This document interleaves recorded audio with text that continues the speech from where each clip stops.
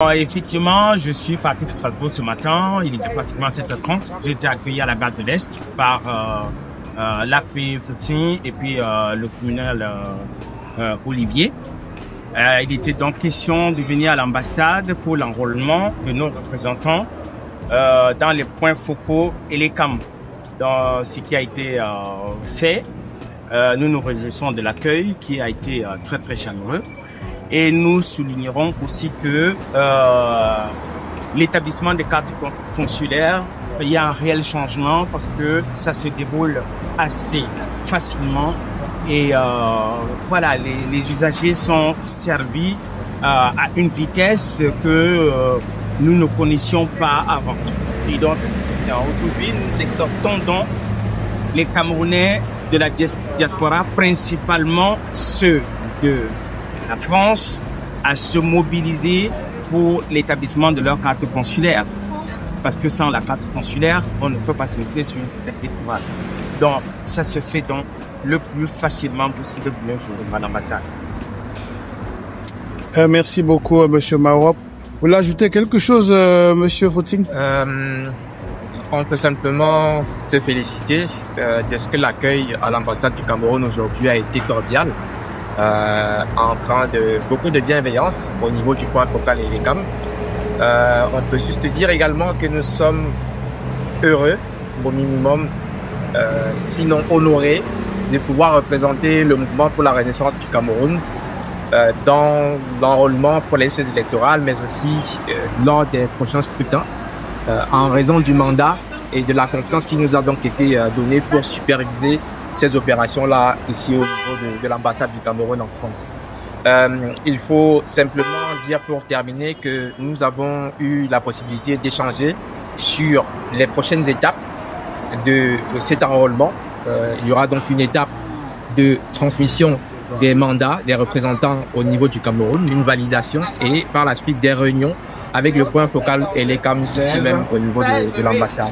Ça a été pour terminer l'occasion pour nous d'exprimer l'inquiétude ou de soulever le point important qui est le point selon lequel apparemment jusqu'ici, malgré la constitution du Cameroun qui donne l'autorisation à tous les citoyens camerounais âgés de 20 ans de participer à l'élection des représentants de l'État, de ceux qui dirigent l'État, notamment l'article 2 de la constitution du Cameroun, on a au niveau de la diaspora un frein qui est celui que le code électoral actuel nous donne en son titre 10, article 271, la possibilité de participer uniquement aux élections du président de la République et au référendum, ce qui nous prive de la possibilité de participer au vote des représentants du Parlement, des parlementaires, qui sont ceux qui décident et qui votent les lois. C'est une entorse aux droits constitutionnels des citoyens camerounais, de centaines de milliers de citoyens, sinon de millions de citoyens camerounais, qui n'ont pas le droit ou la possibilité de voter ceux qui décident des lois qui régissent le pays. On a donc souligné ce point-là également avec les représentants de l'ECAM et je pense que par la suite, on pourra plus en avant formaliser cette demande-là qui vient s'ajouter aux innombrables motifs qui sont déjà soulignés par la plus haute hiérarchie du MRC au niveau du Cameroun et qui réclament une révision consensuelle d'un code électoral taillé sur mesure pour les intérêts du candidat du parti au pouvoir. On incite donc l'ensemble des Camerounais, encore une fois, à s'inscrire massivement sur les listes électorales dès que l'ouverture sera faite. Mais avant ça, de se rapprocher de l'ambassade du Cameroun pour pouvoir obtenir leur carte consulaire. Merci. D'accord. Olivier, quand vous pensez, vous êtes communal MRC-EDF, vous pensez qu'il devrait y avoir des députés de la diaspora, comme c'est le cas pour le Sénégal par exemple? Absolument, absolument. C'est comme l'AP Fouting vient de le dire, c'est une entorse à la démocratie, c'est une entorse aux droits constitutionnels des citoyens de la diaspora qui, effectivement, sont privés de ce droit-là. Bon, c'est une entorse qui va même encore plus loin puisque nous sommes privés, enfin, un certain nombre, de plus en plus croissant de nos concitoyens, de nos compatriotes, sont privés de ce droit puisqu'il n'y a pas de double nationalité. Même si c'est une double nationalité à deux vitesses. À deux vitesses, hein. On le sait parfaitement. Voilà. Donc effectivement, nous espérons que avec l'avènement du MRC à la tête du Cameroun, avec son pacte républicain, avec la place qui sera donnée à la diaspora, évidemment cette question de la représentation où la représentativité de la diaspora au sein du Parlement sera posée. Et je n'ai aucun doute que dans un avenir proche, les Camerounais de France, d'Allemagne, etc. pourront être représentés effectivement au niveau du Parlement national. Je termine juste en disant que mes chers compatriotes, le vote de la diaspora n'est pas symbolique. Il compte. Nous devons tous nous mobiliser et chacun doit participer, chacun doit contribuer. On dit toujours one man, one vote. Donc c'est ça qui compte. Il faut que chacun s'inscrive et qu'il participe. Merci beaucoup Olivier Ngor, merci beaucoup. Avant de repasser la parole à Blaise Marop, je vais rappeler que la diaspora donne des milliards d'euros chaque année et beaucoup de diasporis constituent aujourd'hui un peu la sécurité sociale au Cameroun, car comme on le sait, il n'y a pas vraiment de sécurité sociale au Cameroun. Et d'ailleurs, il y a beaucoup de choses à faire, beaucoup de choses que le MRC compte faire pour les droits des travailleurs, et notamment le droit à la couverture santé. Vous vouliez ajouter, monsieur le départemental? Oui, en fait, parce qu'en fait, il faudrait préciser pourquoi nous sommes venus. Nous sommes venus pour l'enrôlement des représentants. Et les représentants, tels que le communiqué de l'ambassadeur l'avait bien souligné, il s'agit de la révision, il s'agit des inscriptions, la révision des listes électorales. Il faudrait effectivement que nous ayons des représentants totalement dévoués et rompus à la tâche pour pouvoir effectuer cette opération difficile dont les dérives du Cameroun effectivement sont notoires et posent un grand handicap à la démocratie camerounaise pour ce qui est du vote. Donc effectivement, cette révision est très importante et les candidats que nous avons effectivement mandatés, nous ferons bien le job. Ça, c'est un premier point. Et les inscriptions. Les inscriptions, c'est la partie la plus importante. La partie la plus importante parce qu'il faudrait effectivement, dans l'entente cordiale, si les choses évoluent comme ce qu'on a vu aujourd'hui par rapport à l'accueil, je crois que Elecam comprendra que en Île-de-France, principalement à Paris, si Elecam pouvait se déplacer dans tous les arrondissements de Paris, ce serait une bonne chose pour nous. Et si Elecam pouvait sortir un calendrier pour toutes les régions de France, pour que les dates soient connues d'avance, ce serait une très bonne chose pour nous. Et ça nous permettra effectivement de faire le travail de mobilisation que nous faisons déjà, l'accentuer pour que le jour de la présence d'Elecam dans ces régions-là, nous soyons nombreux à voter. Ça, ce sont des points. Et il y a un point aussi important.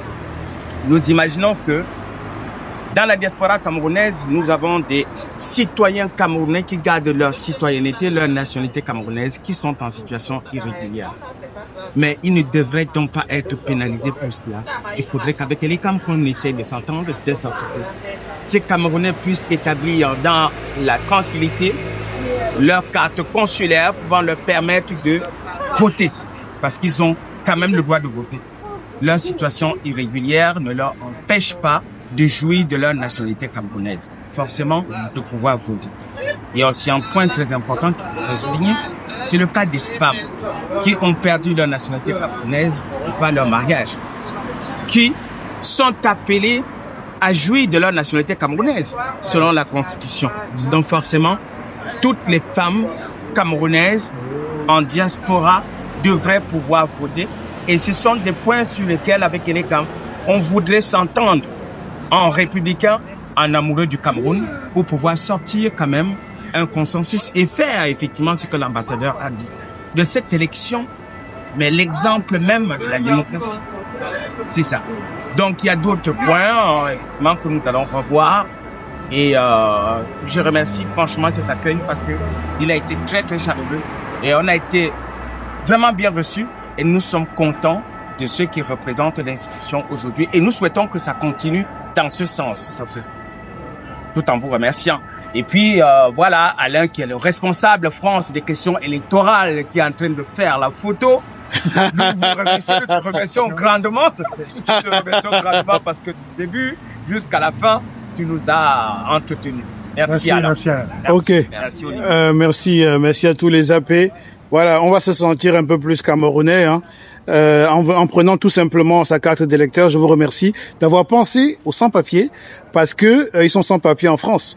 mais tous les Camerounais sont des Camerounais. One Cameroonian, one vote. Tout à fait. Thank you once again. Il faut souligner que, en réalité, chaque Camerounais est détenteur d'une parcelle de la souveraineté.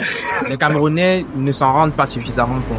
La Constitution du Cameroun dit que les autorités chargées d'assurer la souveraineté de l'État tiennent leur mandat du peuple camerounais et de chaque citoyen camerounais. Donc, tous les citoyens camerounais doivent être en mesure de participer à la vie politique de leur pays, de choisir le destin de leur pays, parce qu'on sait tous la situation de marasme, les difficultés atroces dans lesquelles les Camerounais vivent aujourd'hui. Il est donc important que chacun des Camerounais puisse y participer, parce que la Constitution, de toutes les manières, nous en donne le droit. Donc c'est capital que chacun des Camerounais puisse se rapprocher de l'ambassade pour faire sa carte consulaire, s'inscrire par la suite sur les listes électorales, voter le jour du vote et s'assurer qu'on surveille et qu'on a le résultat qui sera véritablement le résultat des urnes. Parce que nous ne doutons pas de ce que les Camerounais ont soif de changement aujourd'hui. S'inscrire, voter, surveiller et défendre son vote. C'est aussi défendre le Cameroun. Merci beaucoup, chers amis politiques. Merci.